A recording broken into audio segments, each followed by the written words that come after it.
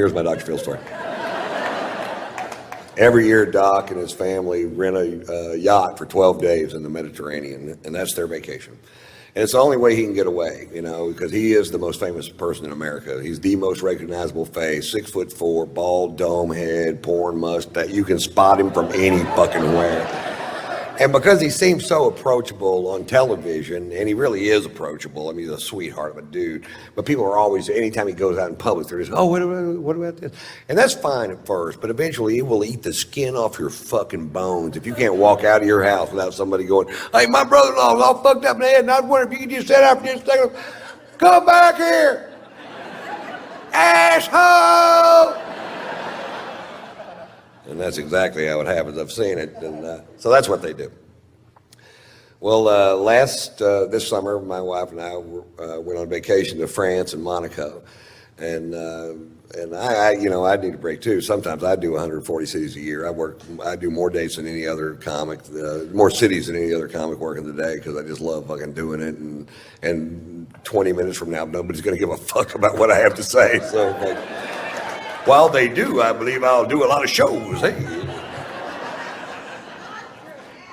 So we're in France and Monaco and having a great time, man. We're just I'm really in love with my wife. She's so talented. We have a fun life together, and we're there. And then one day the phone rings and it's Doc, and he goes, "Aren't you guys in Monaco?" And I said, "Yeah." He goes, "We're going to be in Monaco tomorrow. Why don't you come party on the yacht?" And I said, fuck yeah. Which is what you say if somebody says, you want to come party on the yacht? You go, fuck yeah. In fact, let's try it one time. You want to come party on the yacht? Fuck yeah. I don't have a yacht. So I was like, yeah, fuck, this is great, man. We're excited. We were down there. We were staying at the Fairmont Hotel overlooking the little yacht harbor in Monaco. Very cool place. And we were down there looking at the yachts the day before going, wouldn't it be cool if you knew somebody that had one of these things? You could just hop on it and fucking throw the fuck down. And it's everybody's yacht, man. This is yacht heaven. This is Steve Wynn's yacht, Prince Albert of Monaco's yacht. This is that Russian dude with the tiny giraffes.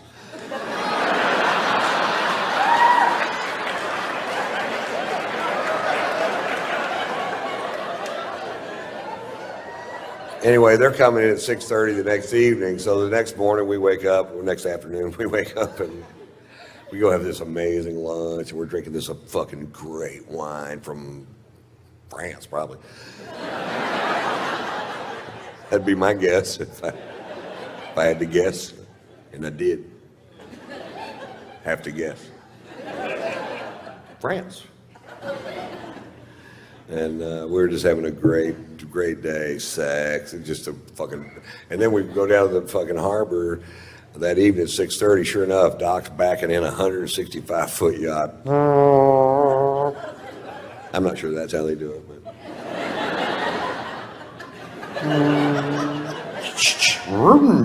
Maybe.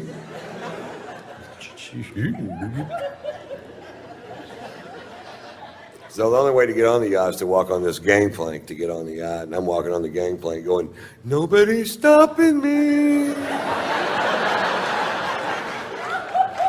And we get on the yacht and there's our friends from California halfway around the world. Are you fucking kidding me?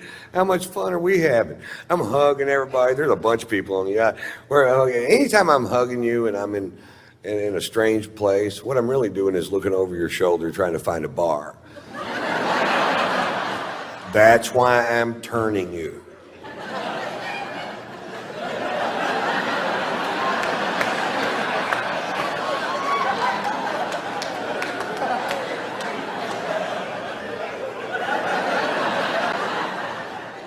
And I see the bar, and right in the dead front center of the bar is a bottle of famous black grouse, which is a scotch I started drinking when I was in Scotland for the Open Championship at Turnberry.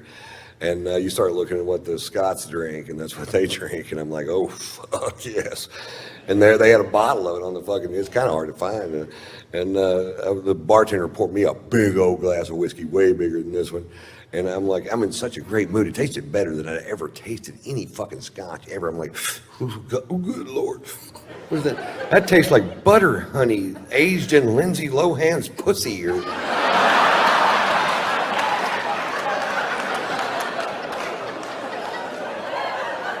It tasted so good, I decided to skip dinner and just have a couple more of them. I'm gonna scare me up another one of these. That's one. How about one more? All right. I hadn't had a drink since lunch. I was fucking thirsty. I was going at it, you know. And Doc noticed I was really drinking hard, and he goes, "Boy, you're really drinking tonight, Ron." I said, "Yeah, Doc, some nights it just tastes like spring water." He goes, "Why don't you just drink spring water, Ron?" I don't know. I'm not a fucking doctor.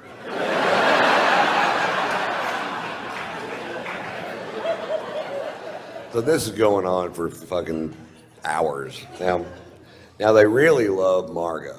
They really love my wife, Margot. Margot's sung on Dr. Phil's show a few times, and they go everywhere to see her. And Margot's a 4.5 octave classically trained opera singer that sings rock and roll and jazz and whatever. She's been singing here for years. And Robin McGraw loves to goad my wife into singing, and my wife loves to be goaded into singing. So they make a great little fucking team. And so we're on the back of this yacht, and Robin goes, "Come on, Margot, sing for us." And Margot gets up. There's people on the back partying on all these yachts, and there's bars on the pier, people out there. And Margot gets up and she sings. They love jazz in France and Monaco. They have jazz clubs all over the place.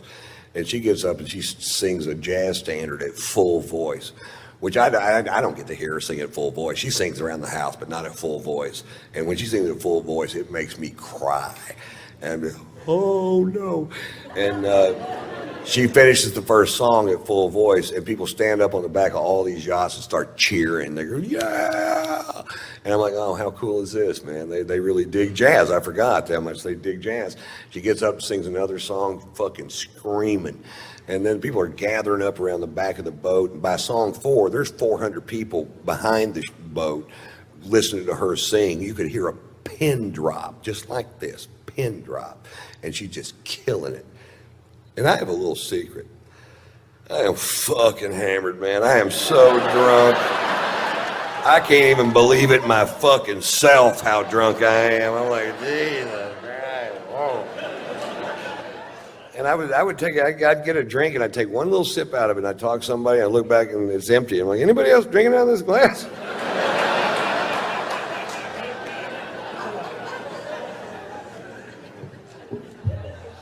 Miscalculation. Anyway, she does, I don't know, 7 or 8 songs, and she goes, "Okay, guys, that's enough."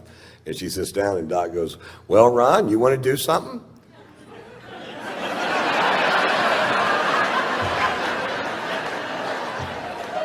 Now, I got to preface this with he's on vacation with his best friend and head lawyer and his wife, Mary Pat, and they're Baptists from Dallas, and they're a little fucking straight.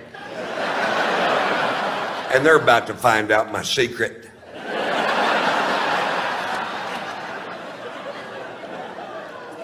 About 20 years ago, I was doing a bit that was so vile that I only did it for about a week, and I just quit doing it. I'm like, this is not the direction I want to take my crowds or my show. And I have no idea why I picked that night to dust her off and take her for a spin. The other day I was tit fucking Mamie Eisenhower. Right before I came, my dick slipped and went straight down her tracheal tube. Here's the moral question. Do you pull out or dump a load into her lungs?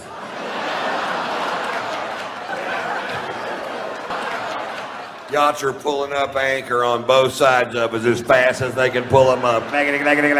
They're leaving the harbor so fast there's a surfable wake. There's a stampede of tiny giraffes diving off the pier, swimming towards the ocean in certain death. People are pulling their kids off the pier. I went, "I don't think they heard me. I'm going to do it again." Doc goes, "That's enough out of you, Ron." And Margot's tapping me out. You ever been tapped out? Come on, baby, it's time to go. She's seen it. Come on, honey, let's just go back to the hotel. It's time for us to go. Come on, baby. Baby, let's just go back to the hotel. Come on, Ron. And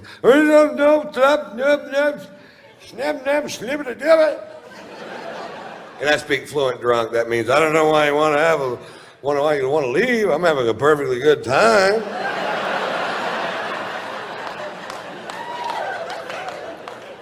Turns out there was a consensus. I'm like, okay, I'll leave. Now, the only way to get off the ship is to walk back off that gangplank, and at the end of the gangplank, there's an 18-inch drop-off, and my wife's in front of me, Margaret's in front of me, and I get to the end of the gangplank, Doc goes, big step, Ron. I said, thanks, Doc, thinking I'd made a big step towards something. Fuck, I don't know. He's a big psychologist, not me. It's amazing how much speed you could pick up in 18 inches. It's nothing like falling over on the same level that you're already on. I slammed down to that fucking pier. I landed square on this elbow, dislocated this shoulder, put a 4-inch gash down the back of my arm, and I was so drunk I just bounced off that pier.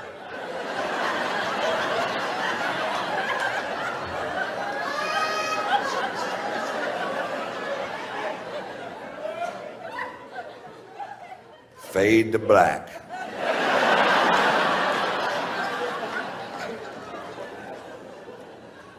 I wake up the next morning with the shoe buddies. All I can do is lay there in bed and go, shoe buddy.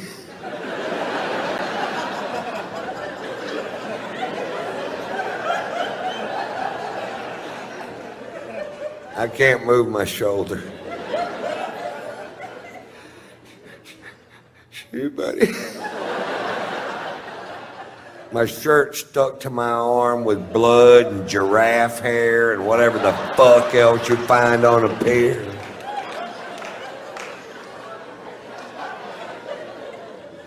Shoe buddy. I have a wet Jolly Rancher in my armpit. Sour apple. Had to cut it out with a pair of scissors. You almost can't eat them after that.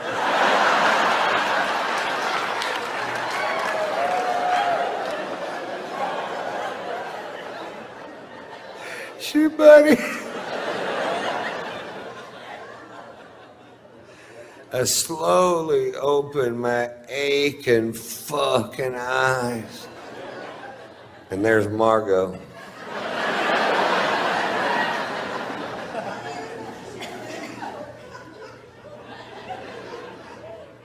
What happened?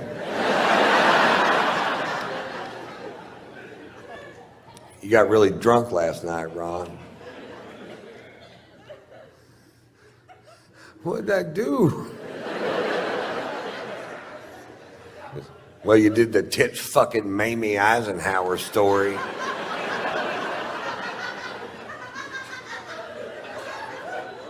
Did Mary Pat laugh?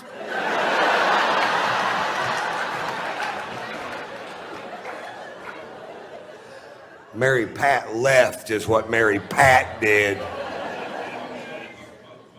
Shoe buddy. You think they're going to invite us back over to party on the yacht today? Because I don't know what's going to happen now, Ron. I don't know. He walks out of the room, slams the door.